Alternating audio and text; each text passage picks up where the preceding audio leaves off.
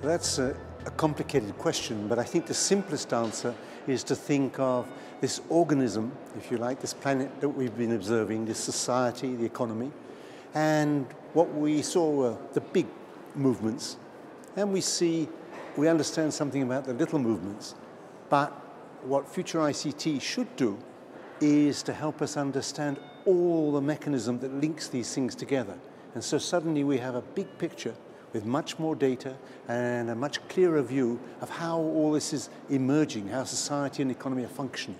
And that's the idea, to use data and technology to try and get a better view of how this organism functions.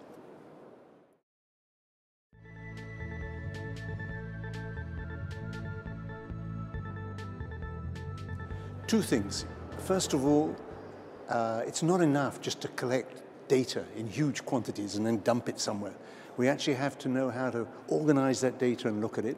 And secondly, once we have it, we want to make models which will help us use it to understand better what's going on and maybe, with a bit of luck, to improve things.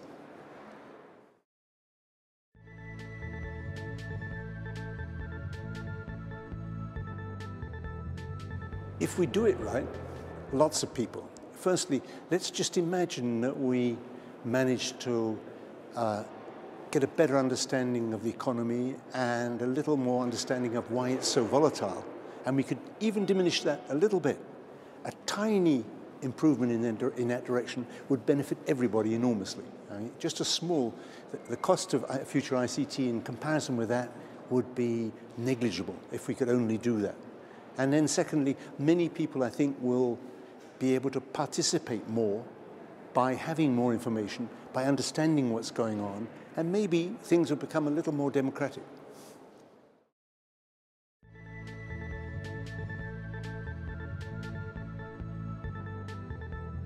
Here, big science, of course, is an ambiguous term, but what I think we mean by this is using the latest developments in technology and having people from different disciplines getting together and throwing all of their weapons and their techniques at it, and not having each individual discipline studying their particular aspect, but rather to get a general attack on the problem. So big science means really using all the data, using different techniques and different approaches, and getting a picture of all the dimensions of the problem.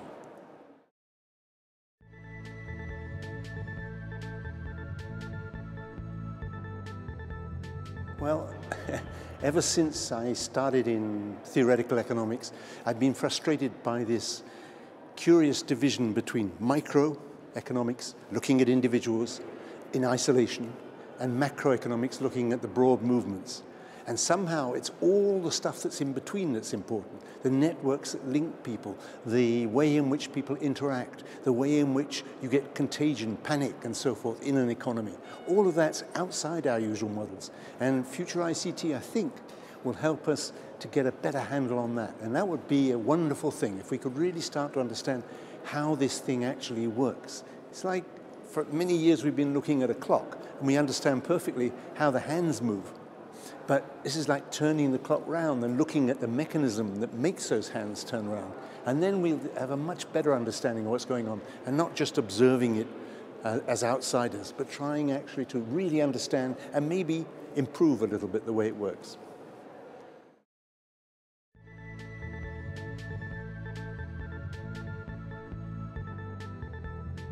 For a long time, economics has been locked into a particular vision that we inherited from the 19th century, which was really a sort of vision of a little system which was nicely in equilibrium and occasionally got knocked off course.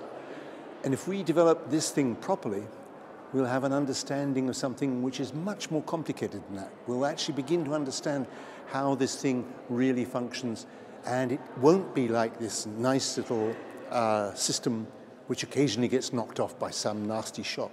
It'll be that these shocks come from within the system. And that's what we have to understand, how crises emerge from the system. And if we can do that, then maybe we can anticipate crises and diminish their impact.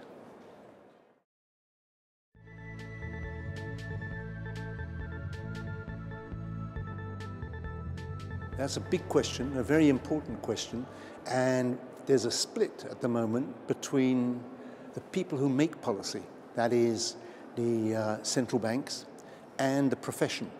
And I think the central banks are really worried about how to stabilize the system, how to make it less volatile.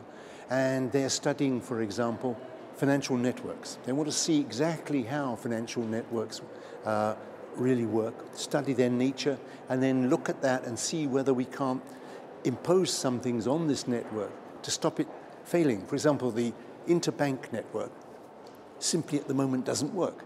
So all the European Central Bank can do is throw money at the system, and the banks borrow from the European Central Bank and not from each other anymore. But we have to know why that network broke down. We have to understand that. And that's not in our usual models. So the policymakers want models, want explanations, the sort of things, the sort of data and the sort of explanations that FuturICT can give will actually help them to do that. And people at the Bank of England and the European Central Bank are very interested in this. And they set up, the Bank of England has set up a special group to look at networks, exactly the sort of things for which FuturICT will try to gather data and develop and explain. So I think if we can do that, then we will understand this. The markets won't like this, but that's the way it is. I mean, I think we have to understand what's going on and react to it.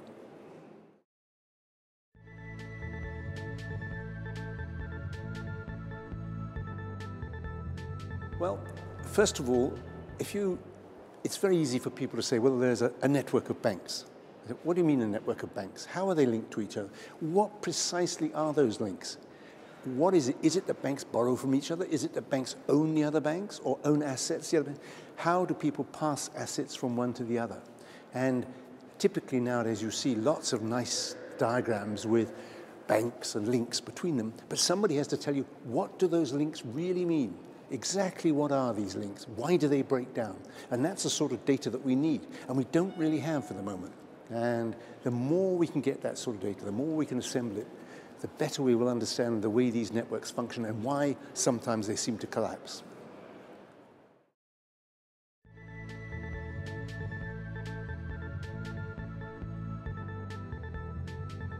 Hopefully, in many different ways. I mean, there we go much beyond just economics, because if we really understand the way the mechanism works, then we can start to understand the links between the consumption side and the use of resources and so forth, and we can do that better. And our real problem is that whenever we get into a crisis now, we tend to forget the sustainable side of things. We tend to say, well, you know, green development and so forth, all of that is something we can deal with when we're in better shape. But it shouldn't be the case. I mean, we should be using all the information we get now to see, can't we stop this system getting itself into these difficulties, using too much resources, and, for example, falling back on old systems of power and so forth. What we want to do is to get a better understanding of how we can make the whole system more sustainable. And that doesn't just mean getting more and more growth. It means having growth which is intelligent. And for that, we have to really know what it is that really makes people better off. And that's something we're not very good at understanding. We think somehow if we just increase GDP, then everybody will be better off. But that's not the case. We have to make GDP increase in a way which is sustainable and which is more stable than it is. So I think it's really important to try and understand where we're heading and why we're heading there. And I think FuturICT should help to do that.